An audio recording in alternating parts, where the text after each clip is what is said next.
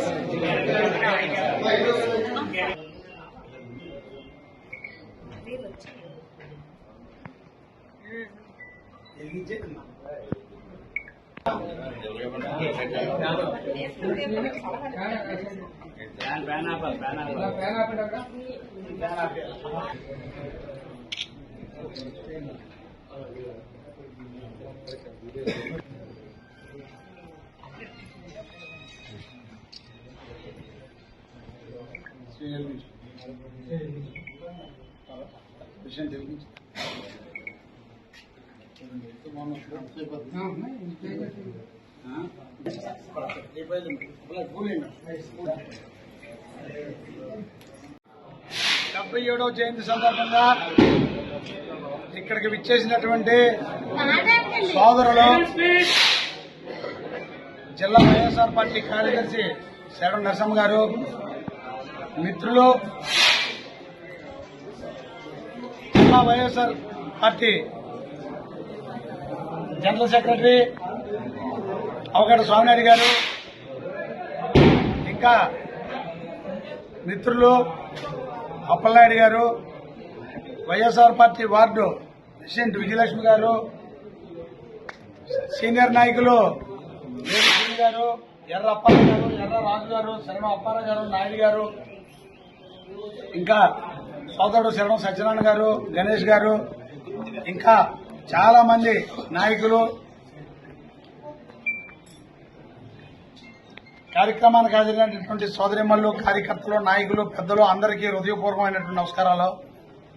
సోదరులరా, మనకు తెలుసు రాజశేఖర రెడ్డి గారు ముఖ్యమంత్రిగా ఉండే టైంలో వారు చేసినటువంటి అభివృద్ధి సంక్షేమ కార్యక్రమాలు, ముఖ్యంగా ఆ రోజుల్లో రాజశేఖర రెడ్డి గారు పాదయాత్ర మొదలుపెట్టి ప్రజల తాలూకా కష్టసుఖాలు తెలుసుకుని ముఖ్యమంత్రి అయినట్టునే దేశంలో ఏ ముఖ్యమంత్రి చేయనటువంటి అభివృద్ధి సంక్షేమ కార్యక్రమాలకి శ్రీకారం చుట్టారు. దానిలో భాగంగా ఎన్నో కార్యక్రమాలు, ఉదాహరణకి రైతులకి రైతు భరోసా కార్యక్రమం, చదువుకున్నటువంటి విద్యార్థులకి విద్యా కానుక ఆ రోజుల్లో, మహిళలకి పావుల వడ్డీ రుణాలు, ఇంకా ఆరోగ్యశ్రీ పథకం, 108 అంబులెన్సులు కార్యక్రమాలు, జలయజ్ఞం, ఇంకా ఒకటి కాదు చెప్పాలంటే ఒక పావు గంట 20 నిమిషాలు పడుతుంది. ఆ స్కీముల్లో ఉన్నటువంటి టైంలో మనం అందరం నాయకులందరం కూడా మనం పార్టీలో ఉన్నాం. అప్పట్లో కూడా ఎన్నో అభివృద్ధి సంక్షేమ కార్యక్రమాలు చేపట్టి ప్రజల గుండెల్లో సుస్థిర స్థానం ఏర్పరచుకున్నటువంటి నాయకుడు ఈ దేశంలో గాని ఈ రాష్ట్రంలో గాని ఉన్నారంటే ఒక్క వైఎస్ రాజశేఖర రెడ్డి గారని చెప్పి